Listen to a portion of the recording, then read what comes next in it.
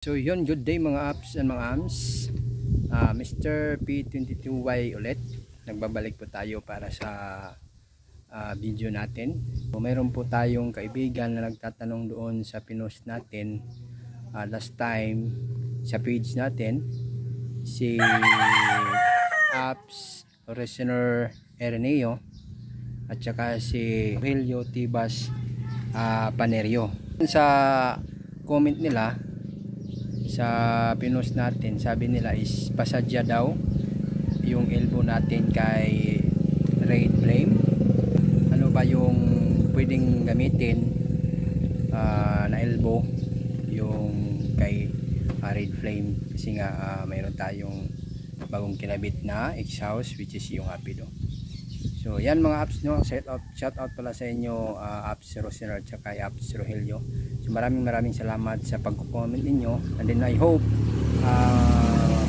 may share po sa inyo kung paano or paano yung ginamit na elbow or paano ba to ikinabit yung exhaust natin at saka ano yung exhaust na ginamit para dito sa Red Flame natin. Bago natin simulan, sino yung mga nanonood dyan, mga hindi pa natin followers, paki-share, like, comment, follow and subscribe my channel Mr. P22Y. And para sa mga followers natin na nanatiling nanonood sa video natin, maraming salamat din sa shout out po sa inyong lahat. So ito na yun ang mga apps, no, apps Rosenor at saka kay Rogelio. Din sa mga manonood ng video natin, yung mga Red Flame natin. So ito po again, yung exhaust natin is Rapido exhaust system made in Thailand. So sa tanong nila kung pasadya ba yung elbow natin, so actually po hindi po siya pinasadya, pero may ano lang, may modification lang yung ginawa, no? So yung exhaust natin ng mga apps and mga AMS, exhaust po yan ng rider nga carb type, no? Yes po, sa rider 150 carb type po yan na exhaust yan. However hindi po sila magkasya. Ngayon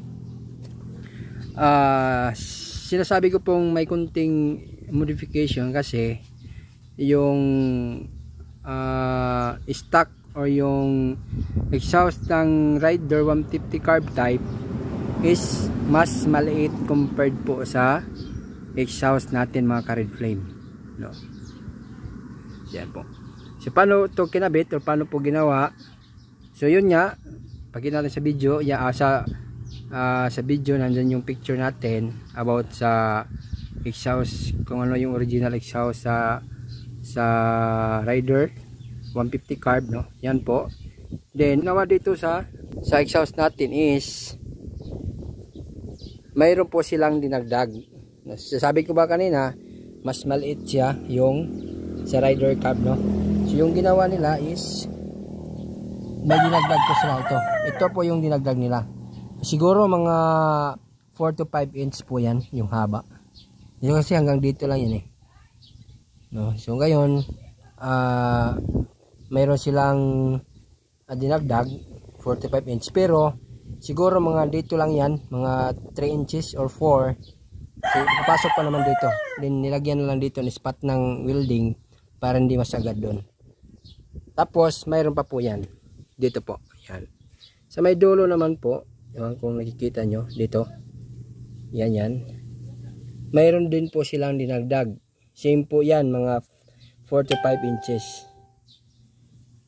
Kasi yung original nito tatama siya doon, dito tatama siya dito sa engine guard natin, tsaka dito sa ano natin, sa preno, tatama po yan.